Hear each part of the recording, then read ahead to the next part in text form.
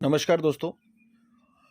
आज उत्तराखंड लोक सेवा आयोग के द्वारा एक नई भर्ती निकाली गई है, जिसको लेकर के ये वीडियो मैं आपके सम्मुख बना रहा हूँ। तो अगर आप राज्य सिविल और प्रवर अधीनस्थ सेवाओं में इंटरेस्टेड हैं, यानी पीसीएस परीक्षा जिसे हम कहते हैं, उसके लिए आप तैयारी करते हैं या फिर आप इस पदों को धारण करना चाहते हैं, ग्रहण करना चाहते हैं, तो ये वीडियो आपके लिए उपयोगी होगी। तो आप अंत तक इस वीडियो को ज़रूर देखिएगा। तो ये जो वीडियो ये जो यहाँ पे पोस्ट निकली है, यहाँ पे ये विज्ञापन निकला है 14 मार्च को।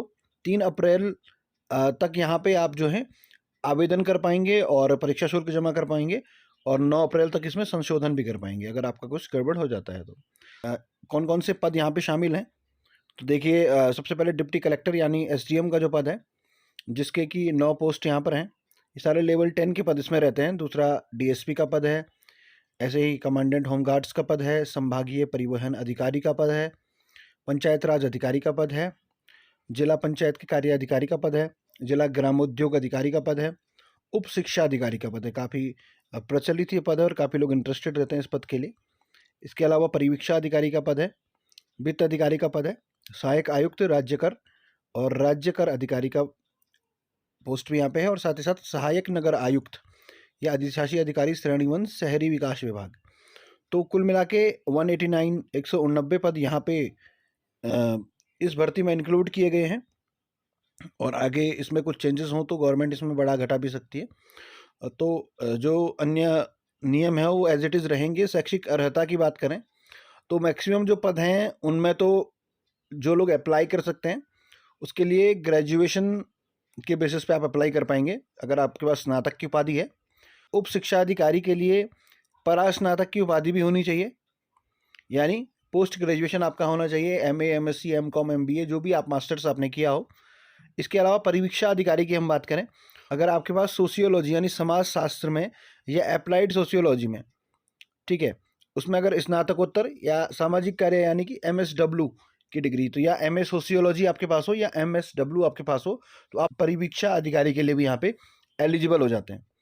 अब देखिए, माना कहीं पे नंबर बराबर हो जाती है अभ्यर्थियों की, तो लास्ट में क्या होता है, कंपैरिजन होता है कि किस अभ्यर्थी का चयन किया जाए, यानी दोनों की जब बराबर नंबर हो जाएंगी अंतिम रिजल्ट में, तो वहाँ पे देखा जाएगा अगर किसी ने प्रादेशिक सेवा में 2 वर्ष की न्यूनतम सेवा दी है, टेरिटोरियल आर्मी की हम लोग जो जानते हैं उसके बारे में। दूसरा, राष्ट्रीय कैडेट कोर एनसीसी का बी प्रमाण पत्र जिनके पास हो, तो ये 2 चीज़ें जिन लोगों के पास होंगी, इनमें से कोई भी एक चीज़ होगी तो उसे यहाँ पे प्रेफरेंस दी जाएगी। अंत में अगर 2 अभ्यर्थियों के नंबर बराबर आती है और एक ही पद बचता है, तो उस स्थिति में ये चीज़ें काम करती हैं। जिला कमांडेंट होमगार्ड का पद है, और सहायक संभागीय परिवहन अधिकारी का पद है, सहायक नगर आयुक्त का पद है, अधिशासी अधिकारी का पद है। तो इसमें ये दोनों चीज़ें काम करेंगी, टेरिटोरियल आर्मी वाला भी और एनसीसी वाला भी। जिला पंचायत अधिकारी में भी टेरिटोरियल आर्मी के अलावा एनसीसी और एनएसएस भी इसमें काउंट करेगा। राष्ट्रीय सेवा योजना आप लोगों ने सुना होगा, उसका सी प्रमाण पत्र है, तो वो भी यहाँ पे आपके लिए महत्वपूर्ण साबित होगा। और जिला ग्रामोद्योग अधिकारी में यहाँ पे भी या तो प्रादेशिक सेना में 2 वर्ष की एक्सपीरियंस हो, और या फिर एनसीसी का बी सर्टिफिकेट आपके पास हो। और इसमें एक चीज़ और जोड़ी गई है कि खादी ग्रामोद्योग आयोग या ये प्रायोजित संस्थाओं से खादी ग्रामोद्योग का 10 मास का प्रशिक्षण अगर आपका है, तो उस कंडीशन में आपको यहाँ पे प्रेफरेंस मिलेगी। उप शिक्षा अधिकारी में जिस व्यक्ति ने बीएड किया होगा, यानी बैचलर इन एजुकेशन, स्नातक प्रशिक्षण किया है शिक्षा शास्त्र में, उसे यहाँ पे प्रेफरेंस दी जाएगी। दूसरा, उसके बाद सेकेंड नंबर पे टेरिटोरियल आर्मी आता है, और तीसरे नंबर पे एनसीसी आती है। शिक्षा अधिकारी में विधि स्नातक की उपाधि जिसके पास हो, यानी जिसने एलएलबी किया हो, लॉ किया हो, उसको यहाँ पे प्रेफरेंस मिलेगा। और सामाजिक कार्य का व्यवहारिक अनुभव जिसको हो, तो उस व्यक्ति को भी यहाँ पे प्रेफरेंस मिल सकता है। अब पुलिस उपाधीक्षक के लिए यहाँ पे फिजिकल के भी कुछ क्राइटेरिया है, तो इसमें आप देख सकते हैं कितना कितना आपकी लंबाई होनी चाहिए। तो नॉर्मली जनरल और अदर कैटेगरीज में 167.7 सेंटीमीटर होनी चाहिए लंबाई, महिलाओं के लिए 152 सेंटीमीटर कम से कम होनी चाहिए, अनुसूचित जनजाति के लिए 160 और 147 है। पर्वतीय क्षेत्र के जो भी अभ्यर्थी हैं को छूट मिलती है, तो 162.6 सेंटीमीटर लड़कों के लिए और 147 सेंटीमीटर लड़कियों के लिए, ये पर्वतीय क्षेत्र के अभ्यर्थियों की रहेगी। सीने की माप यहाँ पे दी गई है पुरुष अभ्यर्थियों के लिए, तो 76.5 बिना फुलाए और 81.5 फुलाने पर, ये मिनिमम इतना होना चाहिए, ठीक है। और सामान्य और अन्य अभ्यर्थियों के लिए 78.8 और 83.8 यहाँ पे दिया गया है। शारीरिक वजन महिलाओं का देखा जाता है तो उनका कम से कम 45 केजी वजन होना चाहिए। तो अगर महिलाओं का 45 केजी है या उससे कम है, तो एलिजिबल नहीं होगी। 45 केजी या उससे अधिक उनका वजन होना चाहिए। बाकी पुलिस सेवा के लिए अभ्यर्थी की एक आंख 6/6 और दूसरी 6/9 से कम दृष्टि की नहीं होनी चाहिए। बिना चश्मे के दाहिने हाथ से काम करने वाले अभ्यर्थियों के लिए दाएं आंख 6/6 और बाएं हाथ से काम करने वालों के लिए बाएं आंख जो है 6/6 होनी चाहिए। और वर्णांतता, भयंगापन इत्यादि से व्यक्ति मुक्त होना चाहिए। सटा घुटना, सपाट पैर, वो इस तरीके की जो भी ये कंडीशंस होती हैं, ये सारा फुलफिल होना चाहिए डीएसपी की पोस्ट के लिए। जिला कमांडेंट होमगार्ड के लिए यहाँ पे देखा गया है, तो इसके मापदंड भी यही हैं, इसमें भी लंबाई वगैरह यहाँ पे दी गई है और उसके लिए भी फिजिकल फिटनेस बहुत ज़रूरी है, क्योंकि 2 साल से यहाँ पे विज्ञापन नहीं आया है, इस कारण 2 वर्ष की छूट यहाँ पे दी जा रही है। कार्याधिकारी पद की जो है, जो अभ्यर्थी राज्य सरकार द्वारा प्राप्त समाज सेवा का डिप्लोमा रखते हैं, उनको कार्याधिकारी के पद पर उच्चतर आयु में 1 वर्ष की छूट दी जाएगी। तो जिन लोगों को छूट से रिलेटेड प्रश्न है, क्योंकि कई लोगों की एज अभी क्रॉस हो चुकी है, उन लोगों के लिए ये इन्फॉर्मेशन यहाँ पे दिया गया है। बाकी आरक्षण के नियम यथावत रहेंगे। पूरी प्रक्रिया यहाँ पे दी गई है, आप आयोग की वेबसाइट पर जा सकते हैं, वहाँ से डाउनलोड कर सकते हैं और देख सकते हैं किस तरीके से इसका प्रोसेस आगे होना है। तो ये महत्वपूर्ण बातें जो है इस विज्ञप्ति से संबंधित मैं आपके समक्ष शेयर कर रहा हूँ। और आगे भी कुछ डाउट आपके मन में रह जाता तो आप कमेंट करके पूछ सकते हैं। इसके सेंटर कहाँ कहाँ होंगे आप देख रहे होंगे, पूरे उत्तराखंड के अंदर हर एक जगह, हर एक ज़िले के अंदर, हर एक शहर में इसका परीक्षा केंद्र होता है। और उसके बाद पहले प्री इसमें एग्ज़ाम होगा, परीक्षा की योजना अगर हम देखें, फिर मेंस होता है और फिर साक्षात्कार होता है।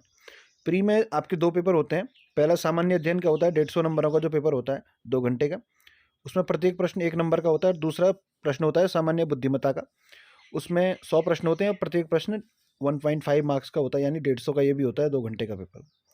तो कुल मिलाकर के 300 अंकों का पेपर होता है, 4 घंटे की पूरी परीक्षा होती है, बीच में गैप होता है। और इसमें जो प्रथम प्रश्न पत्र है सामान्य अध्ययन वाला, इसके बेसिस पे ही मेरिट बनती है।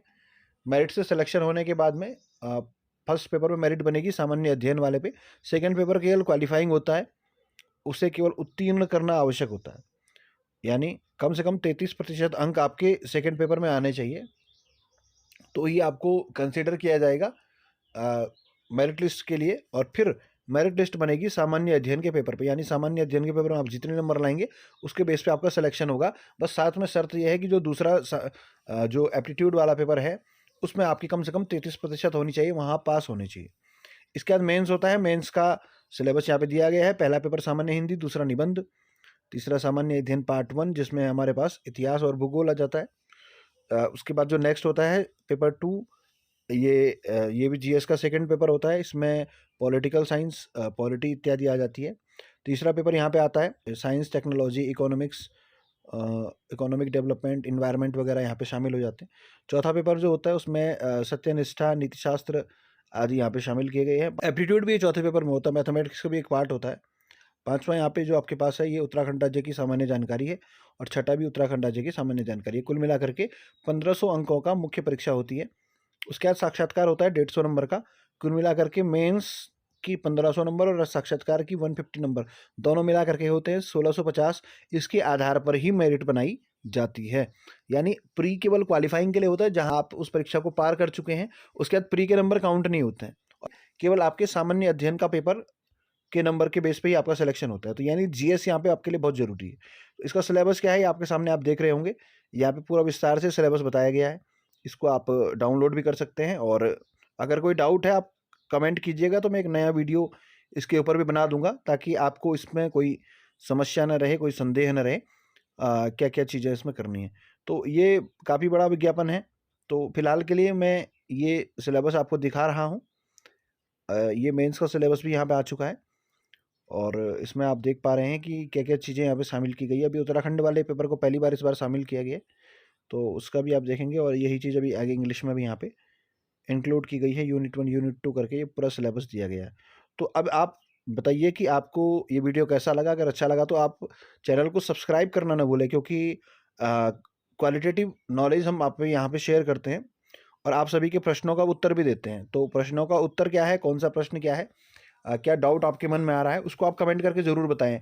क्योंकि जो आपका डाउट होगा तो उसके हिसाब से ही मैं अगला वीडियो आपके सामने बनाऊँगा और आपके उस डाउट का, उस संदेह का हम यहाँ पे समाधान करने का प्रयास करेंगे। आने वाले टाइम में आप कैसे इन परीक्षाओं की तैयारी करें, कैसे इसके लिए खुद को तैयार करें, मानसिक रूप से कैसे खुद को मजबूत रहें, क्योंकि परीक्षा एक लंबी प्रक्रिया है, 3-3 चरणों में वाली चलने वाली इन परीक्षाओं के लिए धैर्य की आवश्यकता होती है, कंसंट्रेशन की आवश्यकता होती है और अपने मन की शक्ति का उपयोग करने की आवश्यकता होती है। तो वो आप कैसे कर पाएँगे, वो भी मैं सिखाता हूँ। उसको उसको लेकर के भी मेरे बहुत सारे वीडियोज़ इस चैनल पर उपलब्ध हैं, बहुत सारे सेशंस उपलब्ध हैं। आप उनका भी लाभ उठा सकते हैं।